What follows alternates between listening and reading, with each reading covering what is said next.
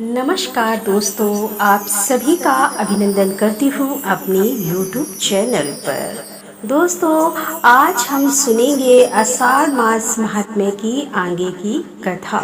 भगवान श्री कृष्ण कहते हैं कि जहाँ आपकी कोई कीमत नहीं है वहाँ पर रुकना अनुचित है, चाहे वह किसी का घर हो या किसी का मन।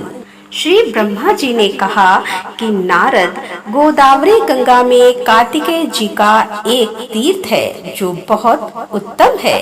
वह कुमार तीर्थ के नाम से भी प्रसिद्ध है। उसका नाम सुनने मात्र से ही मनुष्य कुलीन और रूपवान हो जाता है। उसके आगे एक रतिका तीर्थ है जिसके श्रवण मात्र से सोमपान का फल मिलता है। महामने, अब दशाश्वमेध तीर्थ का महात्म्य सुनो, जिसके श्रवण मात्र से अश्वमेध यज्ञ के फल की प्राप्ति होती है। विश्वकर्मा के पुत्र महाविश्वरूप हुए। विश्वरूप के प्रथम नामक पुत्र हुआ। उसके पुत्र का नाम भवन हुआ और महाबाहु भवन सार्वभौम राजा हुए। उनके पुरोहित कश्यप थे जो सब प्रकार के ज्ञान में निपुण थे। एक दिन महाबाहु भवन ने अपने पुरोहित से पूछा कि हे मुने, मैं एक ही साथ 10 अश्वमेध यज्ञ करना चाहता हूँ। वह यज्ञ मैं कहाँ करूँ? कश्यप ने प्रयाग का नाम लिया और उन स्थानों पर यज्ञ करने को बताया जहाँ श्रेष्ठ द्विज ने पूर्व काल में बड़े बड़े यज्ञों का अनुष्ठान किया था। राजा के यज्ञ में बहुत से ऋषि ऋतुज हुए। पुरोहित ने एक ही साथ 10 अश्वमेध यज्ञ आरंभ कर दिए, किंतु उनमें से एक भी पूर्ण नहीं हो पाया। यह देखकर राजा को बड़ी चिंता हुई। उन्होंने प्रयाग छोड़कर अन्य स्थानों में उन यज्ञों का आरंभ किया, किंतु वहां भी विघ्न दोष आ पहुंचे। इस प्रकार अपने यज्ञों को अपूर्ण देखकर राजा ने पुरोहित से कहा कि देश और काल के दोष अथवा मेरे और आपके दोष से हमारे 10 अश्वमेध यज्ञ पूर्ण नहीं हो पा रहे हैं। ऐसा कहकर दुखी हुए राजा भवन अपने पुरोहित कश्यप के साथ बृहस्पति जी के ज्येष्ठ भ्राता सर्वर्थ के पास गए और इस प्रकार से बोले कि भगवान, मुझे ऐसा कोई उत्तम प्रदेश बताइए जहाँ एक ही साथ आरंभ किए हुए 10 अश्वमेध यज्ञ पूर्ण हो जाएं। तब मुनि श्रेष्ठ सर्वर्थ ने कुछ काल तक ध्यान करके महाराज भवन से कहा कि ब्रह्मा जी के पास जाओ, वे ही तुम्हें उत्तम प्रदेश बताएंगे। महाबुद्धिमान भवन महात्मा कश्यप को साथ लेकर मेरे पास आ पहुँचे और हे नारद, मुझसे भी उत्तम देश आदि के विषय में प्रश्न करने लगे। उस समय मैंने भवन और कश्यप से कहा कि राजेंद्र, तुम गोदावरी के तट पर जाओ और वहीं यज्ञ करने के लिए पुण्यवान प्रदेश है। वेदों के पारगाओं यह महर्षि कश्यप ही श्रेष्ठ गुरु हैं। इनकी कृपा और गौतमी गंगा के प्रसाद से एक ही अश्वमेध से अथवा वहां स्नान करने मात्र से तुम्हारे 10 अश्वमेध यज्ञ सिद्ध हो जाएंगे। यह सुनकर राजा भवन कश्यप जी के साथ गौतमी के तट पर आए और वहां अश्वमेध यज्ञ की दीक्षा ग्रहण की। वह महायज्ञ आरंभ होकर जब पूर्ण हो गया तब राजा इस पृथ्वी का दान करने को तैयार हुए। उसी समय आकाशवाणी हुई कि हे राजन, तुमने पुरोहित कश्यप जी को पर्वत, वन और कानन सहित पृथ्वी देने की कामना करके सब कुछ दान कर दिया। अब भूमि दान की इच्छा छोड़कर अन्न दान करो, वह महान फल देने वाला है। तीनों लोकों में अन्न दान के समान दूसरा कोई पुण्य कार्य कोई नहीं है। विशेषतः गंगा जी के तट पर श्रद्धा के साथ किए हुए अन्नदान की महिमा अखंड है।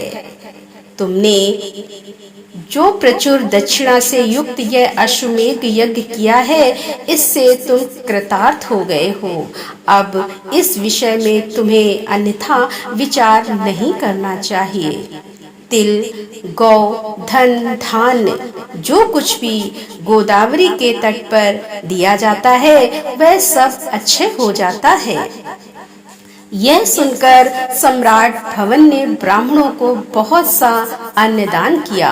तब से वह तीर्थ दशामेध यज्ञ के नाम से विख्यात हो गया।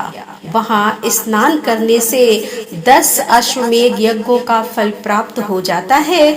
उससे आगे पिशाच तीर्थ है। यह गोदावरी नदी के तट पर स्थित है। अब नारद, मैं उसका स्वरूप बतलाता हूँ, इसे सुनो।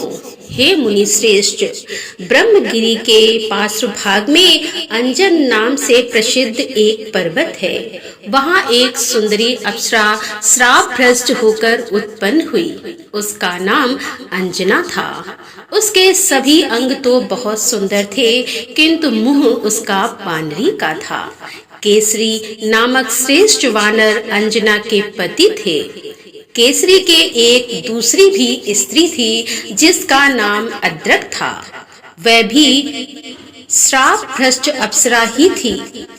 उसके भी सभी अंग सुंदर थे, किंतु मुंह बिल्ली के समान था। आद्रिका भी अंजन पर्वत पर ही रहती थी। एक समय केसरी दक्षिण समुद्र के तट पर गए। इसी बीच में महर्षि अगस्त अंजन पर्वत पर आए। अंजना और आद्रिका दोनों ने महर्षि का यथोचित पूजन किया, जिससे प्रसन्न होकर महर्षि ने कहा कि तुम दोनों वर मांगो।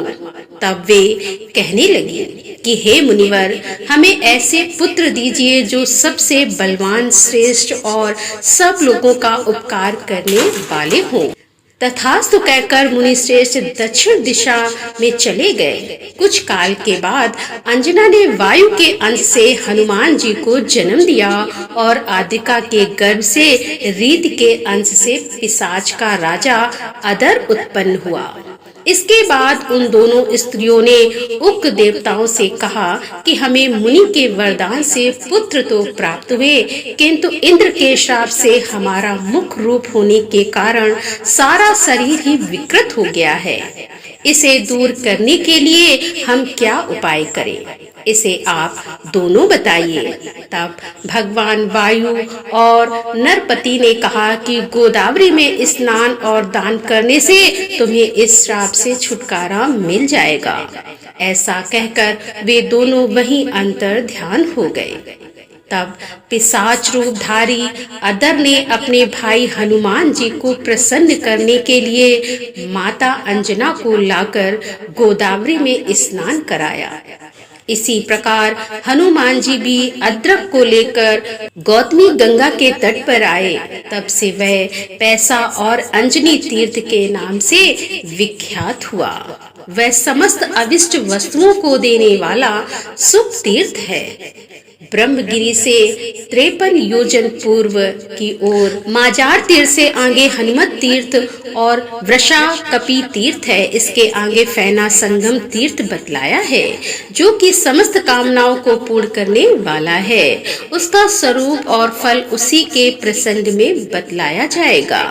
आने वाले कुछ अध्यायों में आप हमारे हिंदू धर्म में प्रचलित जो भी तीर्थ हैं उन सभी की महिमा और महात्म का वर्णन जानेंगे कि कौन से तीर्थ में स्नान करने से किन किन फलों की प्राप्ति होती है। इस प्रकार देवर्षि नारद के पूछने पर श्री ब्रह्मा जी उनके सभी प्रश्नों का समाधान करते हुए उन्हें जो उत्तर बताते हैं उनके आगे का वृतांत आप आने वाले अध्याय में सुनिए। तो दोस्तों, यहाँ पर आषाढ़ मास महात्म्य का 5वां अध्याय संपन्न करते हुए इसके आगे का अध्याय लेकर हम आपके सामने फिर उपस्थित होंगे। तब तक के लिए राधे राधे, जय श्री कृष्णा, हर हर महादेव, जय भोलेनाथ की।